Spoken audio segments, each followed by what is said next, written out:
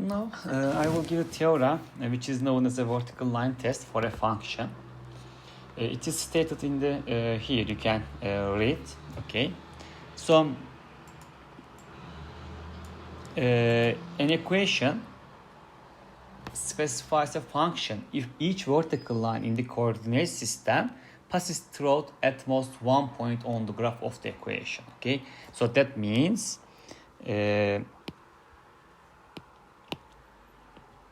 I think that everybody knows the graphs of the line. So let's sketch the line.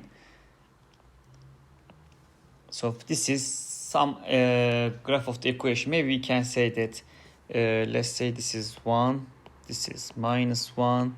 So y equals for x equals 1, x plus 1. For y equals to x is minus 1. Okay. So this equation, the graph of the y equals x plus 1 is this line. So for this line, let's consider all vertical lines. Okay, so this is vertical line, this is vertical line, this is vertical line, this is vertical line, this is vertical line. So each vertical line passes through exactly 1 point on the graph. Okay, so this equation y equals x plus 1 specify a function. Okay, so let's give another example. Everybody knows the graph of the x square. Maybe we can consider the x square graph. So y equals x square. So let's consider all vertical lines. This vertical line passes through at 1 point. This vertical line passes through at that point. This vertical line passes through at that point, etc. So all vertical line passes through at a single point. So again, y equals x square specify a function. So let's give the another example which is not the function. So when this is not a function, as a remark, you can consider these sentences. If any vertical line passes through 2 or more points on the graph of an equation, then the equation does not specify a function. Okay, so for example, y square equals x square. Y square equals x square may be considered as a function of the y, but we consider x as a independent variable, y is a dependent variable. Okay, so that graph like this one, this is the y square equals x graph.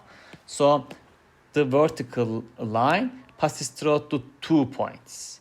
This vertical line passes through to these points. Maybe y-axis passes through to 1 point, but we have some vertical lines which passes through to 2 points of the graph. So y equals x square does not satisfy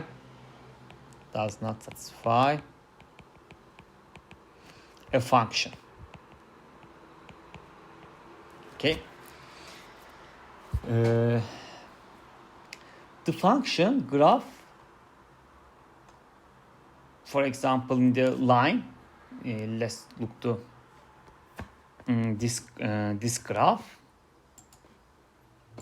Okay, notice that any vertical line will intersect the graph of the equation y equals x plus 1 in exactly 1 point. So this shows that each x value there corresponds exactly 1 y value. So this is a describe or specifies a function. Okay, and here also in this example, this specify a function, but here this equation does not specify a function according to the vertical line set. So in general, y equals mx plus b, where m is different than 0, always describe a function. Okay, the vertical line test implies the equation of the form y equals mx plus b, where m is different than 0, specify a function. They are called the linear function. Okay, so let's write y equals mx plus b This is called a linear function. You know, this graph of this function is a line, always line, okay? We will discuss some details of the linear function. And on the other hand, y equals ax squared plus bx plus c, which is called a quadratic function. In the future, we will discuss quadratic function, okay? So again, this equation describes a function. Okay, let's turn back this graph. Y square equals x. If we consider the sum part of this graph, for example, just the above part,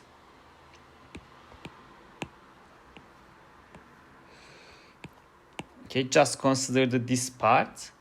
So this is again y square equals x, but here we restrict the y positive value. Okay, maybe so how we can say that x is positive. So y is positive. Y is positive. Okay. So here y square equals x, but y is positive. So here we have some restriction for the output value. So maybe we can consider from here y equals square root of the x where y is positive. Okay. So in the future you will see when we consider the square root of x function, we say this is a function because we have this common agreement on the y value. Okay. So by this assumption we say this is a function. Okay. So here let's describe a function. This is function. By the vertical line test, you can observe easily that is a function, okay? Because the intersection points are single point. Here I should say some things. If a function is specified by an equation and the domain is not indicated, then we assume that the domain is the set of all real number replacement of independent variables, which is input, that produce real value for the dependent variable outputs. The range is the set of output corresponds to the input value, okay? But for the square root of x function, we have a general agreement. In general, what I said is correct, okay? So always domain is all real number and the range is the real numbers, all real numbers. Not have to have all real numbers is enough, okay? Real values.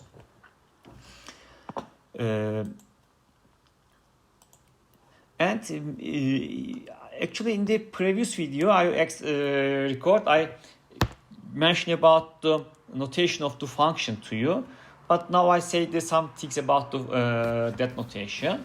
We have seen that a function involves two sets, so let's denote by this two set by using the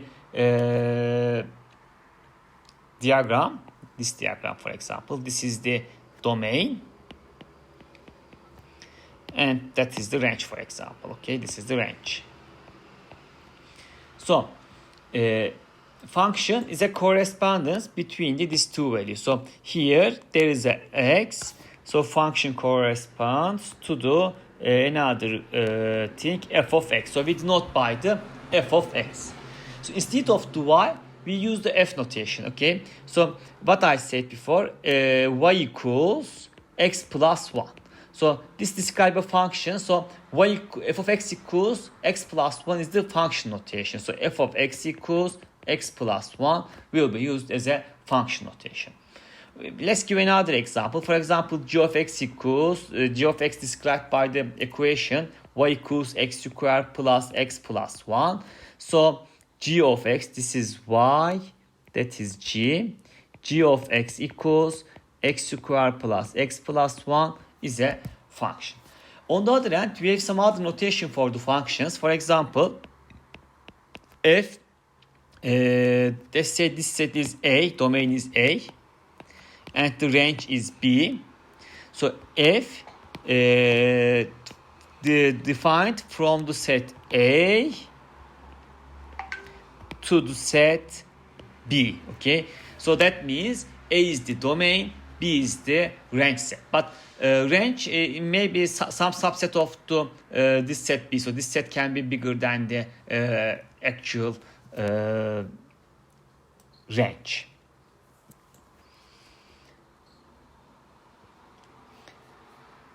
So the symbol does not represent the symbol f of x does not represent the product of the f and x. Okay, don't confuse. Just a notation. The symbol f of x is read as f of x. Okay, maybe I can write. Actually, I will read several times. This symbol read as f of x. This is not a product of the f and x. Okay. Sometimes we say also we can read the value of f at x. Okay. Also the value of f at x at the point x maybe. Okay. Whenever we write y equals f of x, we assume that the variable x is an independent variable and the both y and f of x are the dependent variable. Okay, so in the future you will see I will write y equals f of x. So from here you should understand that x is input, independent variable, y is output, which is dependent variable.